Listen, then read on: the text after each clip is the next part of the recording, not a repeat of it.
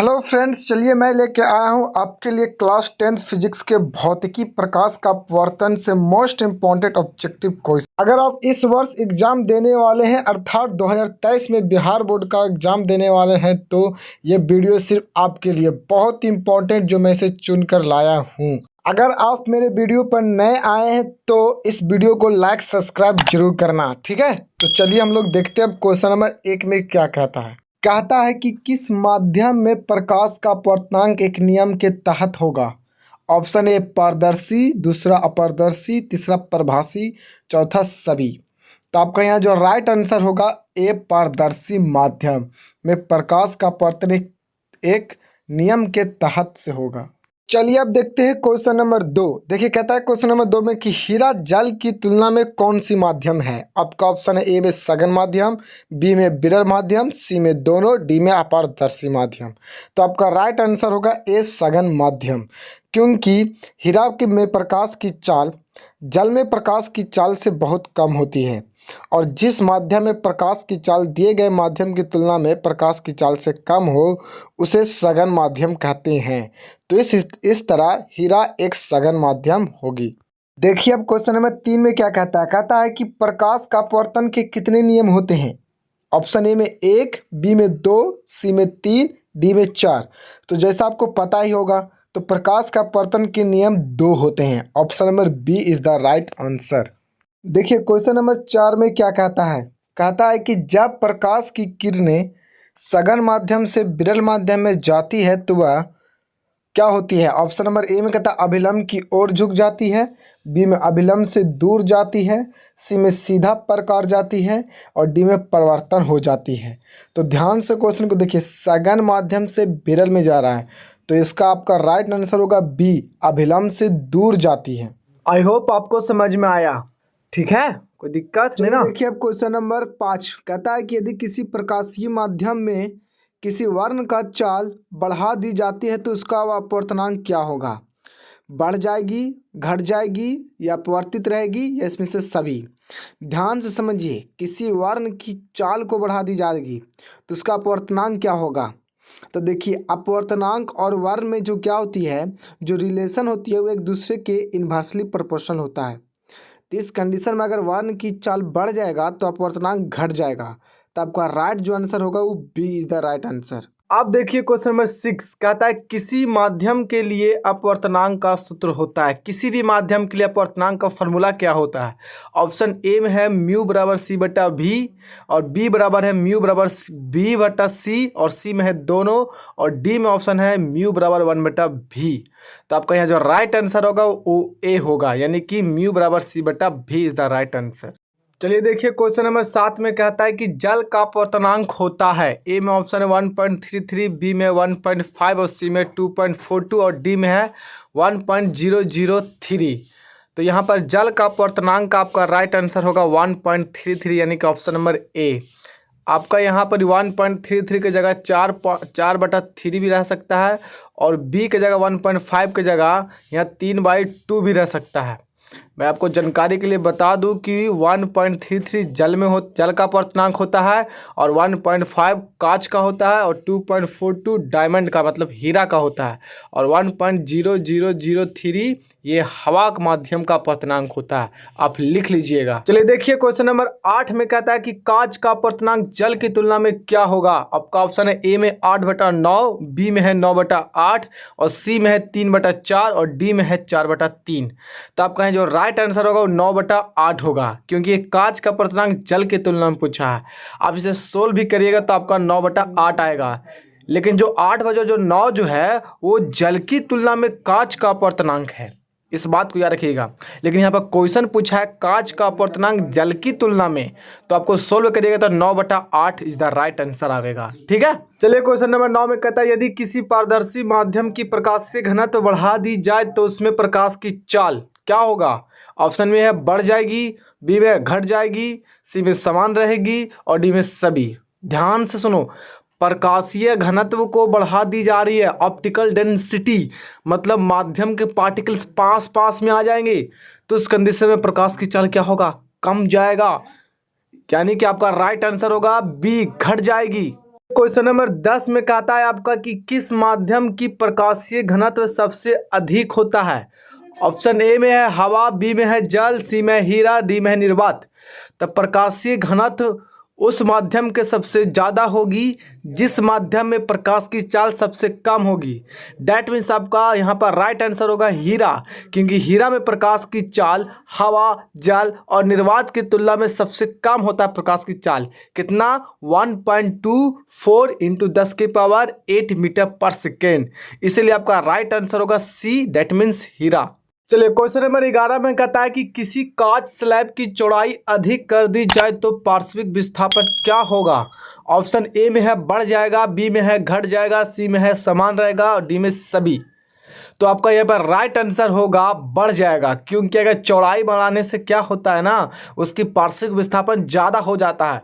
आपतित किरण और निर्गत किरण के बीच की लंबवत दूरी बढ़ जाती है जब उसकी चौड़ाई को बढ़ा दी जाती है। तो इसीलिए आपका राइट आंसर होगा ए, बढ़ जाएगा। चलिए क्वेश्चन नंबर 12 में कहता है कि यदि किसी कांच प्रिज्म की अपवर्तनांक बढ़ा दी जाए तो विचलन कोण क्या होगा। बढ़ जाएगा या घट जाएगा या समान रहेगा या आपका डी में है सभी। तो देखिए जैसा कि हम लोग को पता है कि प्रिज्म का अपवर्तनांक विचलन कोण के समानुपाती होता है, तो इस तरह अपवर्तनांक बढ़ेगा तो विचलन कोण भी बढ़ेगा। तो इसलिए आपका राइट आंसर होगा ए, इज द राइट आंसर। देखिए क्वेश्चन नंबर 13 में कहता है कि लेंस में प्रकाश का अपवर्तन कितने बार होता है। ऑप्शन ए में 1 बार, 2 बार, 3 बार, 4 बार। तो जैसा कि आपको पता होगा कि लेंस में प्रकाश का अपवर्तन 2 बार होता है, तो इसलिए आपके यहाँ पर राइट आंसर होगा B, is the right answer. चलिए देखते हैं क्वेश्चन नंबर 14 में कहता है कि अभिसारी लेंस किस लेंस को कहा जाता है। ए में उत्तल लेंस, बी में अवतल लेंस, सी में बाइफोकल लेंस और डी में सभी। तो यहाँ आपका राइट आंसर होगा उत्तल लेंस, क्योंकि उत्तल लेंस अपने पर आने वाली सभी प्रकाश की किरणें जो मुख्य अक्ष के समांतर होती है, अपवर्तन के बाद उसे फोकस पर मोड़ देती है, अर्थात अपसरित कर देती है। इसीलिए उत्तल लेंस को अभिसारी लेंस कहा जाता है। ये देखिए क्वेश्चन नंबर 15 में कहता है कि लेंस में कितने मुख्य फोकस होते हैं। ऑप्शन ए में है 1, बी में है 2, सी में है 3, डी में है 4। तो यहाँ पर आपको राइट आंसर होगा 2। लेंस में मुख्यतः 2 फोकस होते हैं। चलिए देखिए क्वेश्चन नंबर 16 कहता है कि किस लेंस में आवर्धन धनात्मक प्राप्त होता है। ए में ऑप्शन है उत्तल लेंस, बी में है अवतल लेंस, सी में है दोनों और डी में बाइफोकस लेंस। तो यहाँ पर आपका आंसर होगा सी, दोनों, क्योंकि यहाँ पर सिर्फ बोला है आवर्धन धनात्मक प्राप्त होना, ये नहीं बोला है कि केवल धनात्मक कौन प्राप्त होता है। तो केवल धनात्मक प्राप्त सिर्फ अवतल लेंस में होता है, लेकिन धनात्मक उत्तल लेंस और अवतल लेंस दोनों में होता है।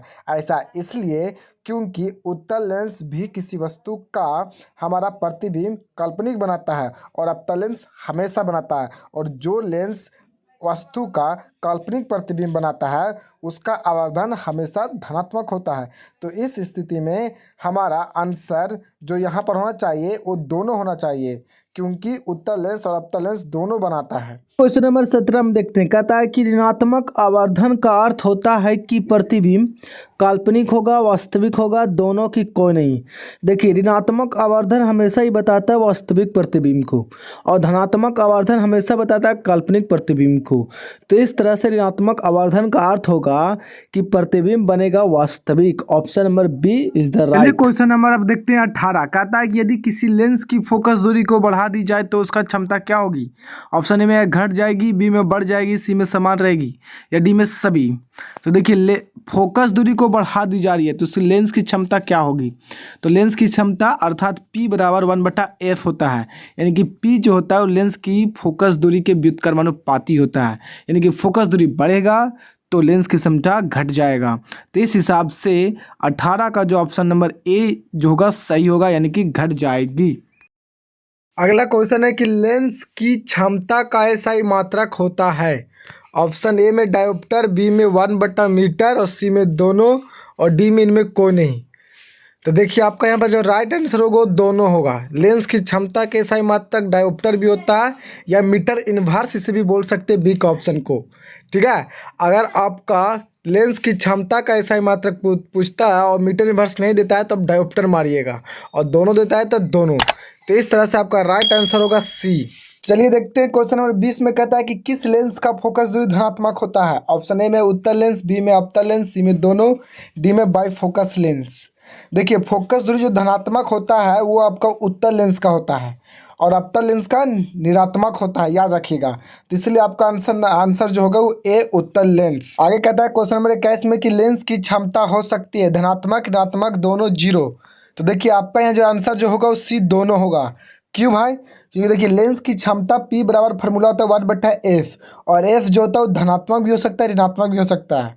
अगर बात करें ऋणात्मक की तो अवतल लेंस की फोकस दूरी ऋणात्मक होती है, इसीलिए इसकी लेंस की क्षमता ऋणात्मक होगी। और उत्तल लेंस की फोकस दूरी धनात्मक होती है, इसीलिए यहाँ पर लेंस की क्षमता धनात्मक होगी। लेकिन मेरा क्वेश्चन है कि लेंस की क्षमता क्या हो सकती है, तो धनात्मक ऋणात्मक दोनों हो सकती है। सूक्ष्मदर्शी में किस लेंस का उपयोग किया जाता है? क्वेश्चन नंबर 22 था। देखिए क्वेश्चन नंबर 24 में कहता है कि अवतल लेंस सी दोनों डी इनमें से कोई नहीं। देखिए सूक्ष्मदर्शी में जो लेंस का उपयोग किया जाता है वो उत्तल लेंस, यानी कि आपका आंसर होगा ए दोनों और डी में है। देखिए चलिए क्वेश्चन नंबर 23 में कहता है कि लेंस जो में राइट यू आंसर वी होगा और एफ के बीच सही संबंध क्या है? अवतल लेंस। आपका ऑप्शन नंबर ए में कहता है एफ बराबर यू इंटू वी बटा यू माइनस बी और बी में ऑप्शन है एफ बराबर यू इंटू वी बटा यू प्लस बी और सी में आपका ऑप्शन है एफ बराबर यू माइनस वी बटा यू इंटू भी और डी में आपका ऑप्शन है एफ बराबर यू प्लस भी बटा यू इंटू भी। देखिए यू भी एफ लेंस में जो आपका सही संबंध होगा वो आपका ऑप्शन नंबर ए यानी कि एफ बराबर U into V upon U minus V is the right answer.